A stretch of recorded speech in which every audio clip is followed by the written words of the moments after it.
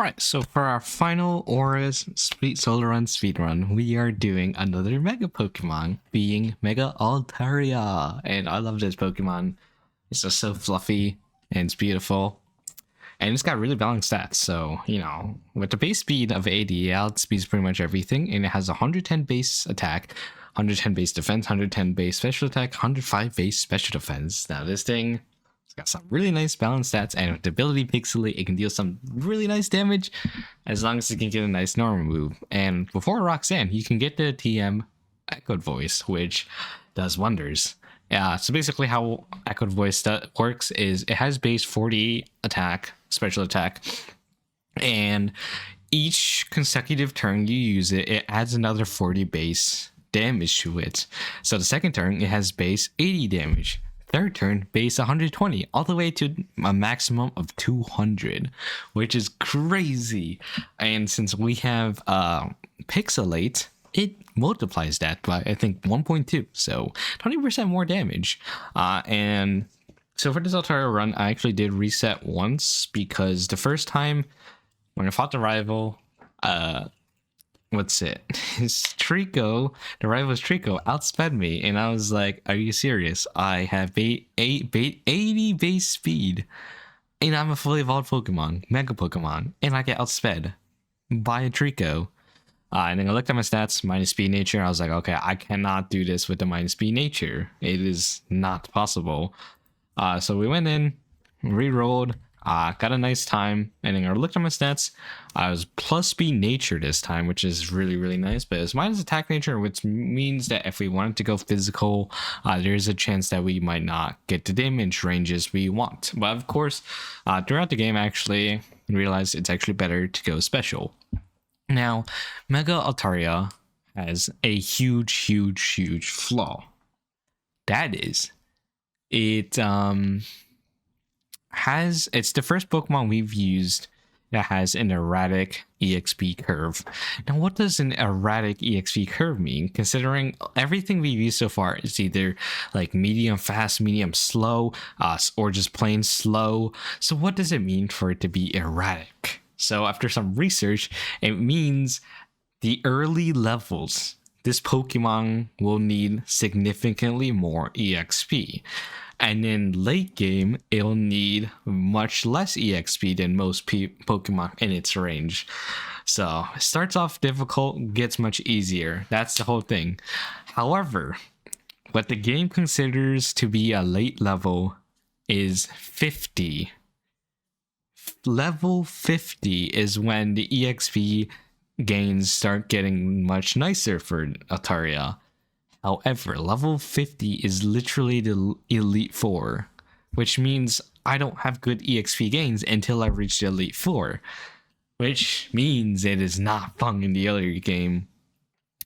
Though on the positive side is once we get Echoed Voice, we are able to take out the first 2 gyms really easily. However, before Echoed Voice, it was actually really annoying. I ended up losing to the trainer with a full restore Zigzagoon, and the reason is because I didn't do enough damage. You get Fury Attack, I think, at level 7. However, I was not level 7 at that point. The starting moveset is Peck Astonish. And Peck, being not stabbed, does 0 damage. It does nothing, even as a Mega Altaria. So things were taking forever to kill, and it was kind of frustrating. But then I got Fury Attack, which doesn't do that much more damage than you think, and then I lost to a rival because of that. However, not the rival, the Zigzagoon guy, but after getting through that, we got Echoed Voice, and we ended up taking Roxanne super underleveled. How underleveled, you might wonder? I was level 8 going into the fight. Her ace is level 14. We were 6 levels under, and I wasn't even close to level 9. I just reached level 8. But with an O-Power special attack and spamming Echoed Voice while holding an Oran Berry, we were able to take it down, Geodude in 2 hits, and then Nose Pass in 2 hits. And then just like that, with the level 8 Pokemon, we beat Roxanne. However, we weren't done there. We had Brawly, and Brawly obviously was super easy, since we could just spam echoed voice. So I ended up beating Brawly with a level 11 Pokemon. So another 5 levels under his Ace Pokemon. So that's how overpowered echoed voice was. So at this point in the game, we were actually almost 2 minutes faster than Mega Charizard X. And then once we got to Watson, we were able to teach it Bulldoze. So with that, we had an easy way to get through Watson. And at this point in the game, we were 3 minutes ahead. However, I had to pee. I needed a pee break because I drink a lot of water and I was just on a peeing spree. So I ended up actually losing a lot of speed in time, especially since the section afterwards was not very fast for Mega Altaria. So we were actually kind of struggling a bit, and by the time I actually lost to Archie once. I think it was due to confusion and also his Golbat just kind of dealing a lot of damage. So after beating Maxi, I was 38 seconds behind Mega Charizard X after being 3 minutes ahead. So I lost an insane lead. Very upset about that. But next up was Flannery. Flannery wasn't too much of an issue. All we had to do was actually spam echoed voice, and even if it was not very effective, it was able to stack up and eventually be able to just destroy everything. And they couldn't do any damage with overheat. Next up was Norman. Norman, like usual, was not much of an issue, and for this we also just spam echoed voice, and we were only like 2 levels underneath at this point, and even though we were put to sleep, his Vigoroth, we were able to take down Slacking, and then Vigoroth came in to spam, just used Encore, so Encored us into echoed voice. So with that we were able to just destroy Norman, and then Winona was also not much of an issue. Winona was also the same. We just spammed echo voice. Everything just kind of died to drop to that. And at this point, we were still like around 42 seconds behind. So next up was Tate and Liza. And Tate and Liza obviously wasn't too much of an issue. We just spam echoed voice and everything until everything dropped. And here's where things went really, really bad. Maxi was a huge problem. Archie. Like, we could not break through Archie because we do not get enough speed against his team because of Mightyena spamming Scary Face. And when I spam Scary Face, it means we don't outspeed anything. And then his Muck, it has Screech, it has Gong Shot, it has Sludge Wave.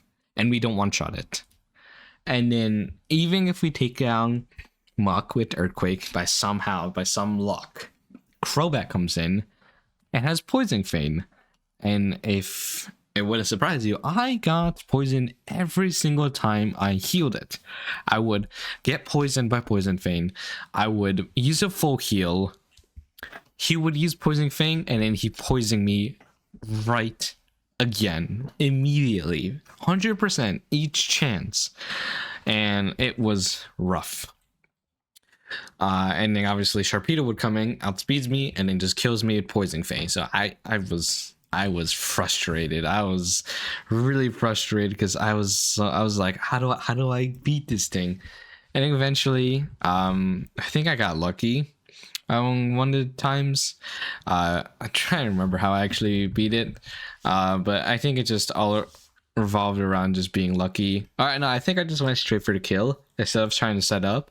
I just spammed echoed voice. It lowered my speed, obviously. The Mightyena lowered my speed, but I was able to just take it out. And then Muck came in, I used 2 Earthquakes. Actually, first using Earthquake after getting hit by a Gunk Shot, I healed up and waited for it to miss Gunk Shot, and then healed up and then went for an Earthquake. Still, I was put to low. Then after healing up, Crobat came in, but Poison Feign did less than half damage, so I was able to just take it out with 2 Dragon Pulses. And then after taking down Crobat, was Sharpedo. And I think Sharpedo was actually still kind of a problem. I'm trying to remember actually how I beat this. I think I just got really lucky. One of the turns, took down Mightyena, and then Muck came in. It took two. Oh yeah, so I went in with an O-Power defense actually. Sorry, I actually remember now. So O-Power defense. So that meant that Muck, skunk shot did less than half of my health, and so I was able to just take it out in 2 turns using earthquake. So yeah, with that wasn't much of an issue. And I was able to just take that out, and then was able to take down Crobat, and then following the Sharpedo that came after. And then after beating that, it was time for Wallace. Wallace wasn't much of an issue, just set up X items. Actually, no, I don't even remember if I set up X items. I think I just spammed Echoed Voice with an O-Power special attack, and yeah, because he's my Melodics, Ice Beam doesn't really deal too much damage to me. And then we were able to take down Wally, I think relatively smoothly. And then it was time for the Elite Four. But before I went to the Elite Four, there was some preparation I wanted to do.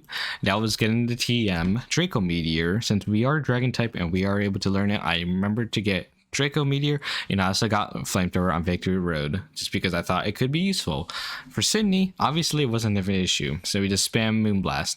And then for Phoebe, I was like, okay, I'm not gonna dealing with her shit this time.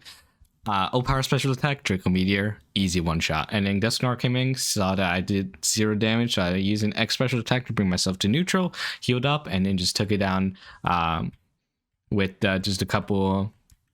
Actually, if I remember correctly, I got frozen with Dusknoir, and it took me like a billion turns to get thawed out because it's super low chance. You have to get insanely lucky to get thawed, and I'm not very lucky. So struggled a lot, modded a lot, got tilted a lot, but eventually I was able to beat him. And then Glacia was just setting a bunch of X items and then just spamming Flamethrower, and then Moonblast, Dragon Pulse just to one-shot everything. And then I did the same against Drake. Actually, no, I think Drake, I was able to just one-shot everything off the start with an O-Power special attack and just spammed Moonblast, and with that it wasn't much of an issue. Everything just went down to 1 hit. So wasn't much of a problem. I still did an O-Power special defense and special attack just to ensure that I killed everything. But with that, it was time for Steven, and because Steven had an Aggron, I had to make sure I was safe. So obviously O-Powers are X items to max out our defenses, and then max out our special attack as well, and give us a bit of speed to ensure that we outspeed everything. And then after that, it was time to just take down everything in 1 hit, other than Cradily, which somehow lived and confused us. But with that, we were able to just take that out, take Claydol out, and then Metagross we just flamethrowered and just one shot. And with that, we beat the game at 1 hour, 54 minutes, and 59 seconds. And surprisingly, that is significantly slower than I expected. I predicted it was going to be a bit faster. But we did struggle a lot throughout the game, especially against Archie.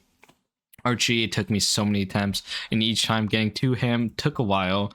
So yeah, it was not fun. I was not having fun against Archie, and sometimes his fights can be very, very frustrating, mainly because of his Mightyena, but some of his other Pokemon can get pretty annoying as well. So this final Pokemon, Altaria, was slower than Magnezone, but faster than Stunfisk. So it was around flat in between everything, which is kind of interesting. More on the lower half, but it's there.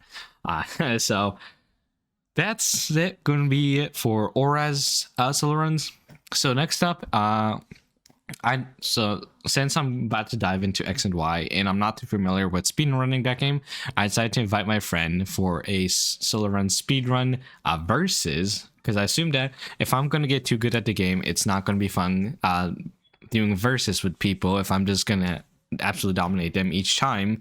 So that's why I'm going to be inviting a friend for the first time of this X and Y one, so hopefully it's an even matchup. We did randomize the Pokemon. I'm using a Warris, he's using Conkeldurr. There's an obvious gap between how good each Pokemon is. Yeah, so good luck to seeing me absolutely suffer and probably get my ass beat since he has a Conkeldurr and I don't have a Conkeldurr. I have a Pokemon with 2 4 times weaknesses, and it's not going to be fun when there's so many fighting type moves in this game. But yeah, anyways, thank you for joining. Hope you enjoyed Orez. It is time to move on to X and Y. We'll be doing 10 solo runs in X and Y before we come back to Orez. See ya!